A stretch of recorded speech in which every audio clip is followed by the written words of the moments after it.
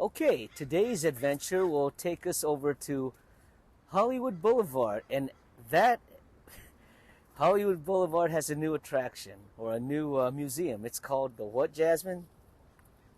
The Medieval Torture Museum. And we are looking forward to that because we haven't seen that thing exist. Well, actually, I haven't because Jasmine wasn't born yet. There was a similar museum at Fisherman's Wharf once upon a time, and it was called the Medieval Dungeon. So this is kind of like what that was. So we're looking very much forward to it. Yeah. Glad you joined us. Okay, we've made it to the Medieval Torture Museum. I think it's open right now. We just saw a gentleman at the front there. So anyway, we'll see how that goes, and looking forward to man's inhumanity to man. Kind of molded them together into something that would essentially bring more people in. Well, same as that guy. He wasn't here in the beginning, but we're like, let's put a severed head out there. People will look back, you know? Okay. Yeah. All right. So on we go. Yeah. Let's go. It's going to be down and to the left. Just watch your step, guys. Got it. Alright. And we'll see you soon. Thank you, Jacob. Okay, here we go. Let's see how this goes. Woo! Wow. Scary audio. Which room should we go in first? Left, Left. because the arrow points that direction. Oh, the rack. Oh, you see Jasmine walks right by the rack. I'm trying to pay attention to every little one here. Strappado ladder. I'm going to take photos along the way, too. Wait a minute, what is it for? It's a device that was introduced by an unknown German executioner at the beginning of the 18th century. The painful pressure of the crossbeams on the back occurs through stretching. It was used for interrogation in Austria, the Czech Republic, and Hungary.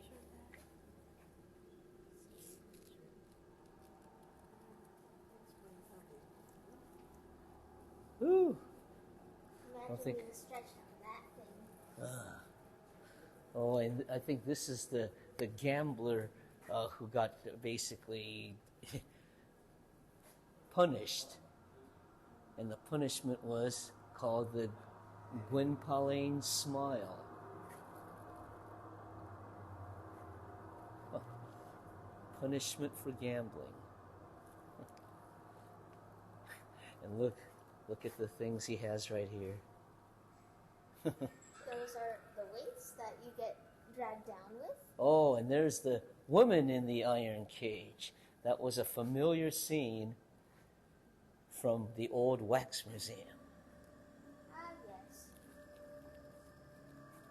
Basically left them hanging up there. Ooh, almost tripped over whatever this is. Love the sound effects.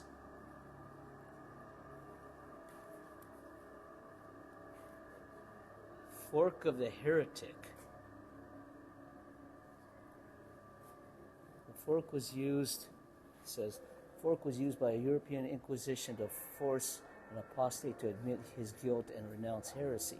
Sometimes the victim would try to commit suicide by leaning forward. Oh, so even with the sharp thrust in the head, the victim could not kill himself. The fork was often engraved with the inscription Abjuro, which translates to I renounce. Spooky.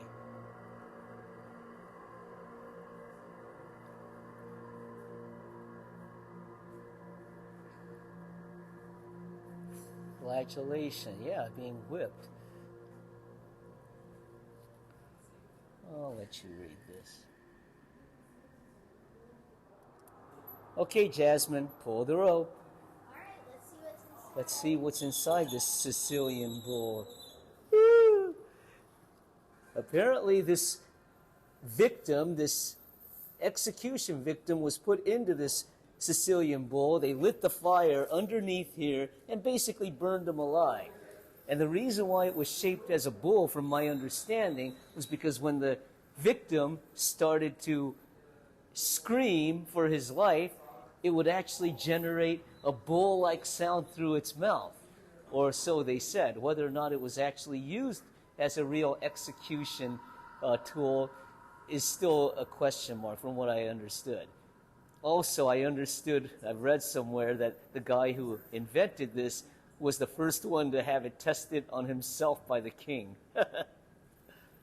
So, and this is the scalding of the heels. Ooh, this is the one where they basically devour the person's heels to make them talk or whatever they were doing. So you could tell some of the toes have been dismembered. But what about the rest of its body? Looks like it wasn't just the heels that they worked on. How's that? Comfortable there? And this is the infamous rack.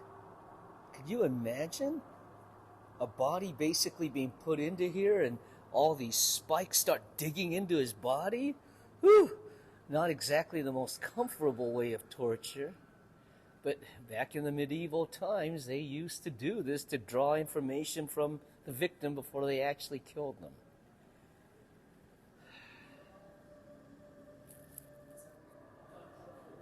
The cord.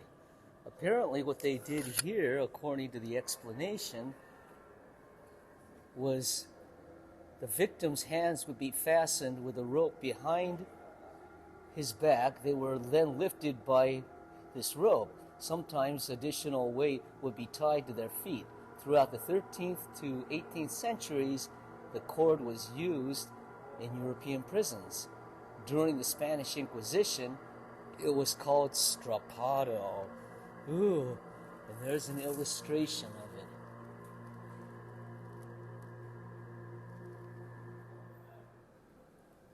A spike chair. They used to have this over at the San Francisco Wax Museum. And according to Jasmine, she remembers me actually sitting on the one that they had on display. Didn't quite hurt because it was made for the tourists. It wasn't made to actually maim an individual. And what's this? The throne?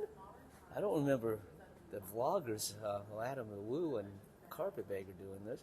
This was used by inquisitors of the late Middle Ages to interrogate criminals. A curious fact, the legislation that regulated the use of torture allowed the use of the throne once during an interrogation, but most inquisitors got around this rule and prolonged the torture for several days under the guise of it only being one session. But look at that. The guy would actually be impaled, I think, through the chest and just hung upside down on this thing. Woo! Not a good way to go. Other forms of torture here. The torture shoes.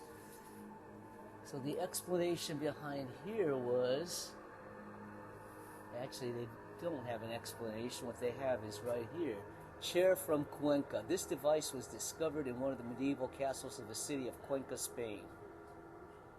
For a long time it belonged to Henry Willett. This iron chair was a unique piece of medieval engineering. Using the chair, executioners could conduct an effective interrogation session without using additional tools.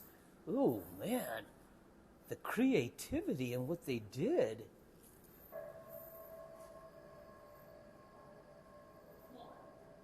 Oh man, looks like a very uncomfortable toilet here. I mean, look. Huh. The electric chair?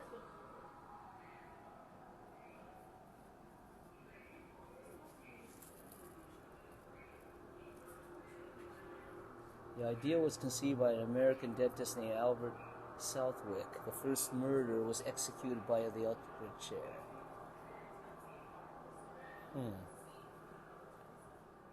Now the pit and the pendulum, I'm not sure if this was just folklore from Edgar Allan Poe's classic novel, but they're saying that apparently it existed. It says on the explanation, this instrument became popular due to the story of Edgar Allan Poe's Pit and the Pendulum. Oh, he wrote it in 1842. Although the pendulum was used during the Spanish Inquisition to torture prisoners, there's no historical evidence for this. Yeah, that's what I figured. It may have been just folklore, like I said. Oh, yes. The torture of the rat. Do you remember how they did this, Jasmine? Yeah. What? So, first put fire. No. What they would do, let me refresh your memory. They would put a rat inside this cage. Yeah. And then put the heating elements, usually it was like coals, Oh, burning on top. of it. And what do you think that the rat would do in order to escape that heat? Dig inside of the person's body. To agonizing madness. Ask this guy what it must have been like. Oh, excoriation. Basically, they would skin the guy alive for traitors and... what is it? Besides that, execution of traitors, I mean. So yeah, but they didn't say anything about Maybe it was too decapitation. But being skinned alive, I mean, this is literal skinned alive. Now, I'm not sure about this guy here. Looks like he's already been dismembered, even though it does... That's his skin. Oh, shoot! They're hanging his skin from what was... Oh, man! Yeah. I figured that out already. Oh, smart girl. Anyways, did you read hanging? Hanging. Hanging. This torture spread all over the world from ancient times and from the Middle Ages. Hanging was performed in various ways, hanging by the limbs, passing the rope through the wounds of various parts of the body, and even piercing the ribs or the genitals with a hook. In modern times, some countries that do not comply with the... What? Comply with the Geneva Convention's ban on torture will still subject... It's incorrect. Prisoners to hanging. Subject prisoners to hanging. Good. But still, the thing that gets to me is this part. I didn't know that this was just bare skin right here. Well, you don't see the eyes, do you? Oh no, because the eyes are... Yeah. Well, this gentleman here was one of the victims for the anchor. It was used to slowly torture prisoners during the Inquisition. According to some sources, it's still used in modern China. Whoa! These have been cases where criminals died from being held in this anchor for too long. Yeah, but explain this. Not sure about that one.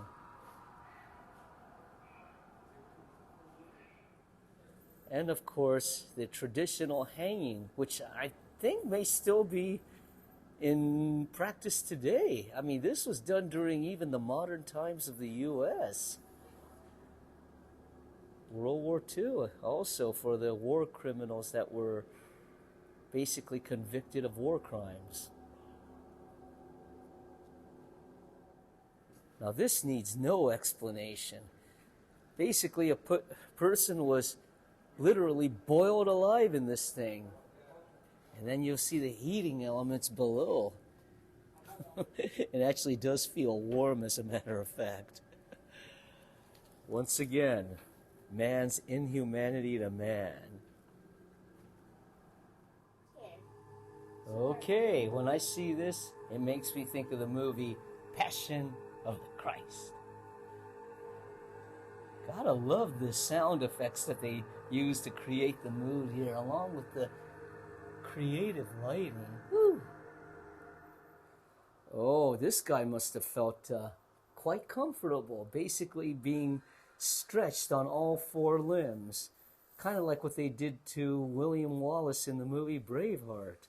Ooh. Can't get enough of this museum. Just the shock value of everything.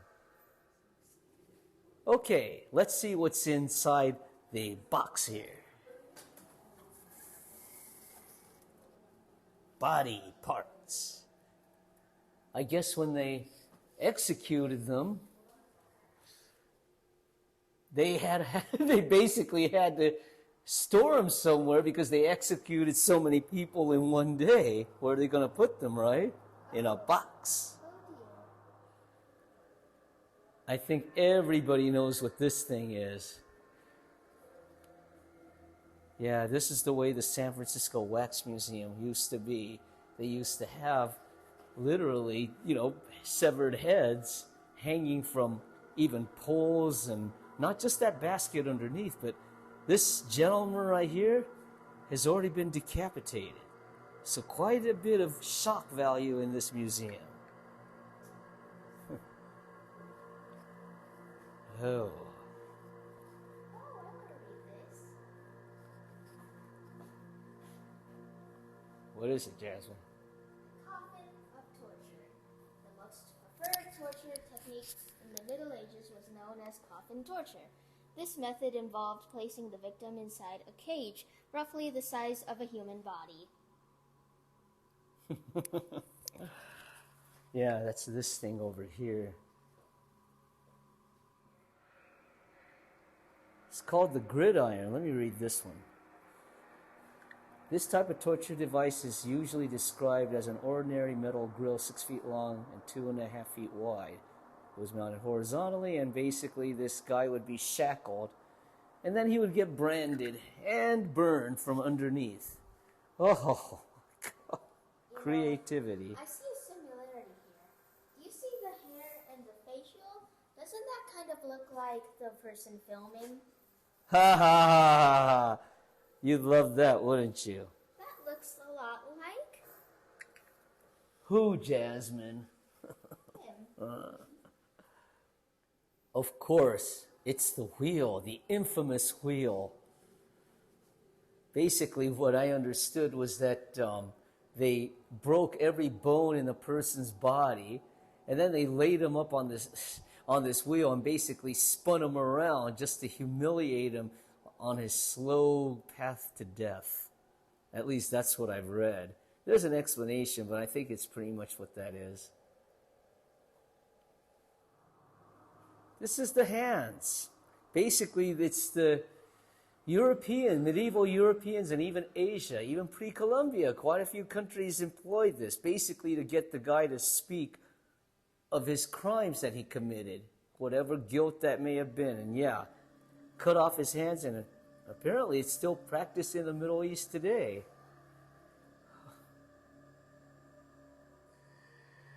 This was the bench crucifix. What they basically did was they put the body on this thing and stretched his limbs out.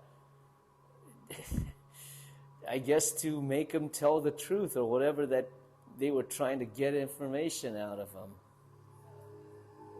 But yeah, bench of torture. Huh.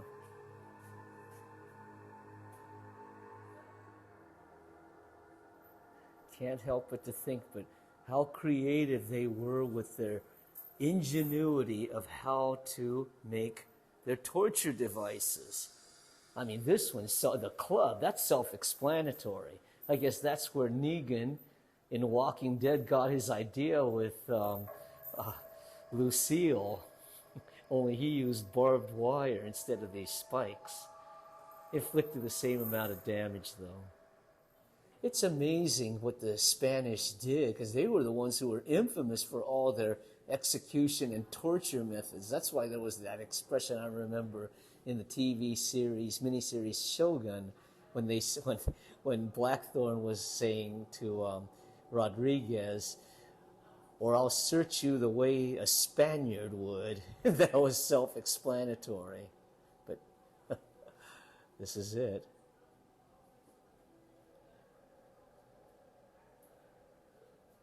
The explanation on this is that they were called cervical traps. They were used all over the world. Basically, they're used to escorting especially dangerous criminals. Otherwise, they would make their attempt to escape. Very effective, I guess. Never been tortured like this before.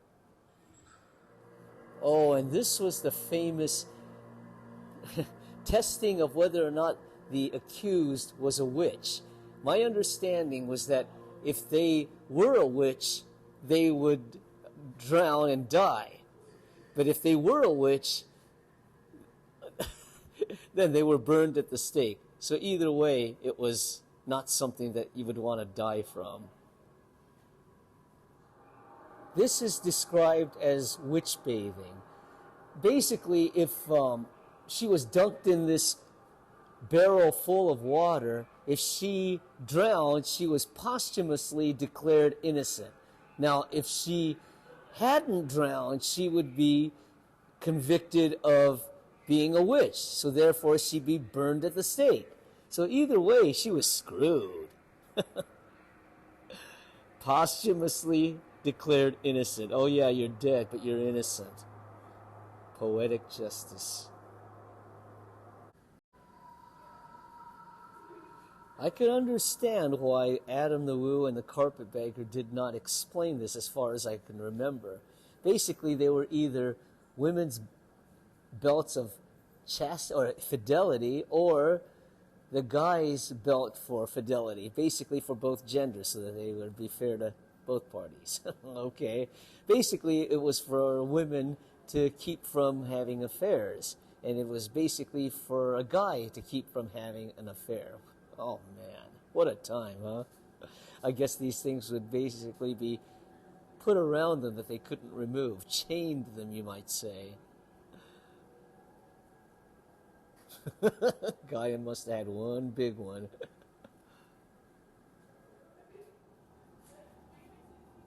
Looks like another version of the wheel here. I guess they had some redundant versions just to fill the space, I guess. Oh yes, I remember the Spanish horse. What they basically did was they put the victim onto this horse here and put weights on their ankles here and tortured their crotch.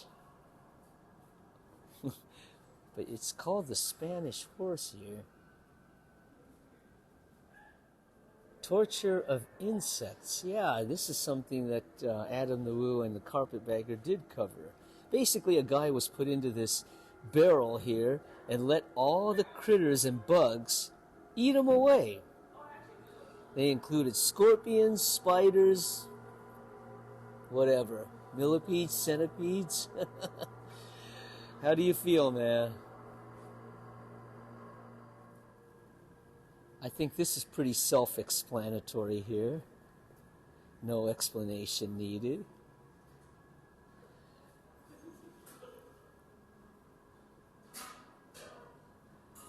Just look and it'll tell you what you need to know.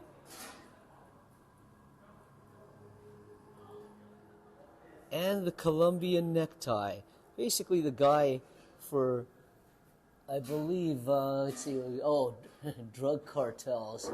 Basically, if he was declared a heretic or whatever, or a drug dealer, they would basically get his tongue from his mouth, cut his throat, and let his tongue hang from his neck. Hence, the Colombian necktie. Very simple torture method, the burning of the eyes. But this was happening during the Dark Ages, according to the explanation. Moving right along. Not sure what this is.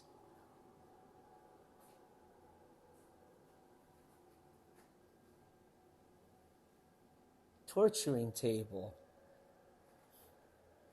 Not sure when this was done, but the interesting thing about this, as you look at the display, is that the executioner or the torture guy, why is his face all burned up like that? I mean, it's not like he was the victim, right? Oh, and they just had to add this extra effect of a human incinerator oven. Oh.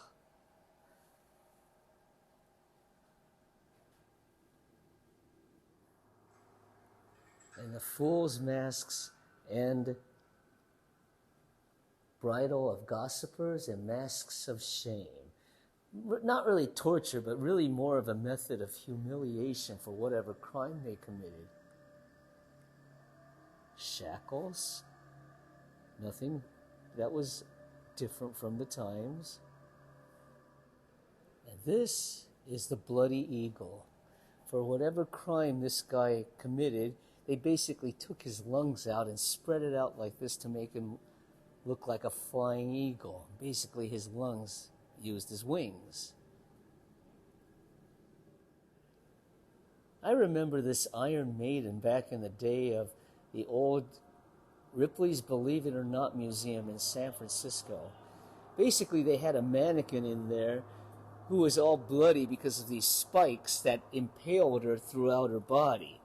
And what I read in the guidebook, if I recall, was that death was so quick that they, and ugly, that they actually had a trap door underneath it so they could drop the dead body into a river below.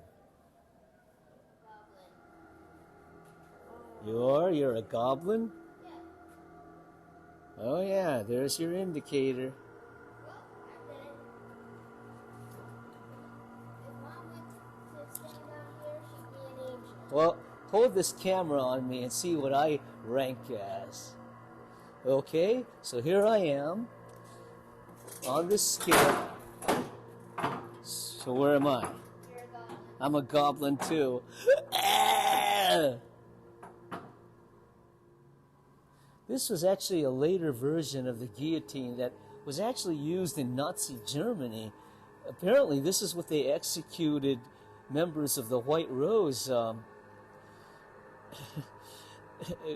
forgot what her name was already, believe it or not. But they actually did incorporate this version of the guillotine up until more modern times into the 20th century. So, anyway, not sure what this is, but I guess it's a witch? Not sure.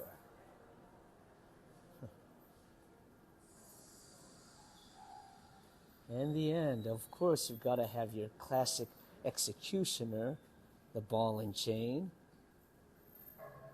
Oh, I guess this is just for the effect. So anyway, thanks for joining us, and we had a good time at this museum. Yeah, it had a lot of shock value, and it may have been a little bit too much for my daughter Jasmine, but overall, it was very interesting. Thanks for watching, and we'll see you again soon.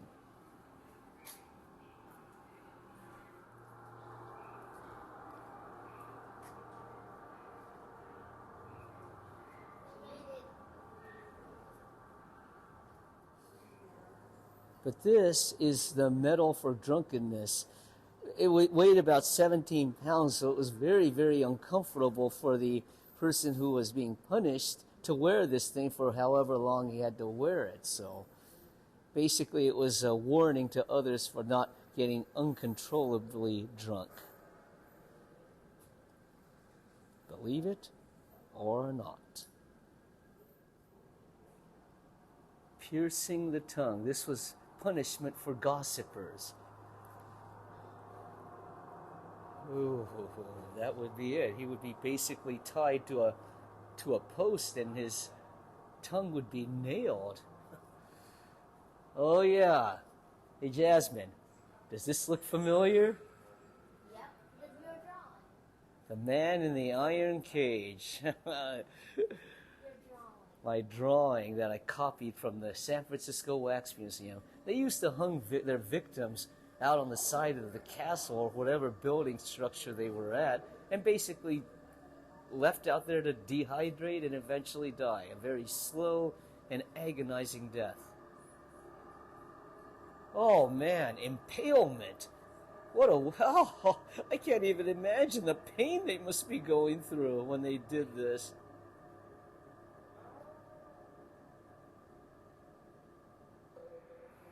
Pillory.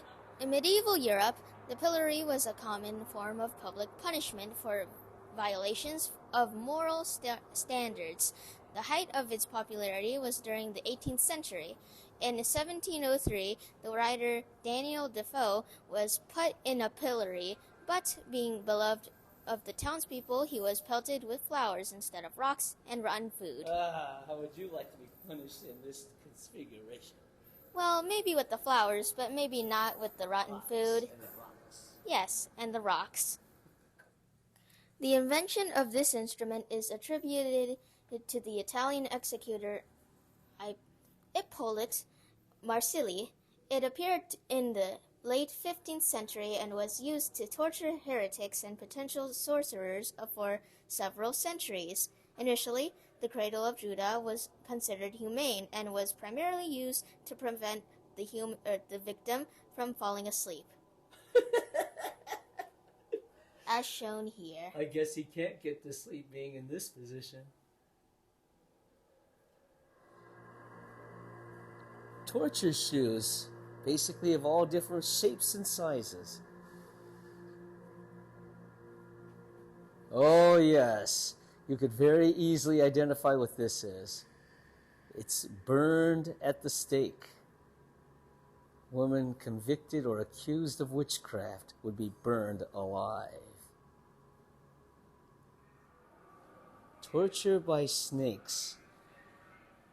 I guess this was done during the Old Testament. Do they have, a person in there. Are there snakes in there? Yes, there are. You just have to look carefully to see them. But there's the victim in a tight space with angry snakes whose bites provoke terrible agony and then death. Execution by snakes was widespread not only in antiquity and the Middle Ages, but also during World War II when Japanese soldiers tortured prisoners of South Asia in a similar way. Woo! The press-crushing execution. Basically, they would put the guy on this device, load it with spikes, and lowered with a plank on top of him with weights on him, basically crushing all of his bones, impaling his body until he was dead. Can I read this? Yeah, you could read it. Alright.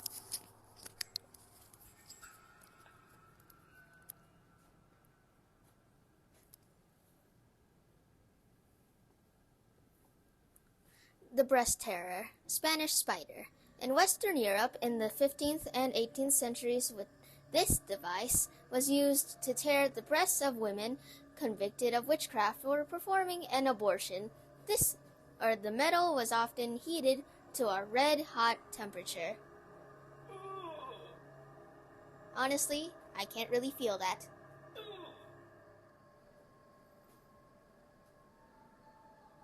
Guy pulling his tongue out with a pair of tongs.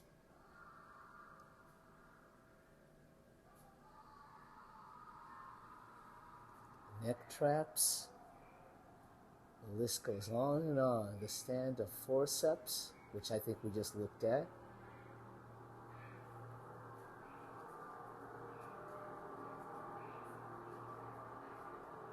Yet another version of the wheel. Well, that was a lot of fun. This is probably a museum I may not come around to again because we took quite a bit of coverage here. But anyway, it was the second reason why I wanted to come down to LA, was because I wanted to see what was quite a museum back in the day when the medieval dungeon used to exist at San Francisco's Fisherman Wharf. This is the closest thing that I've seen to that. And I really didn't think I'd ever see it again, but guess what? Thanks to Jacob and company, it happened. We'll see you again soon.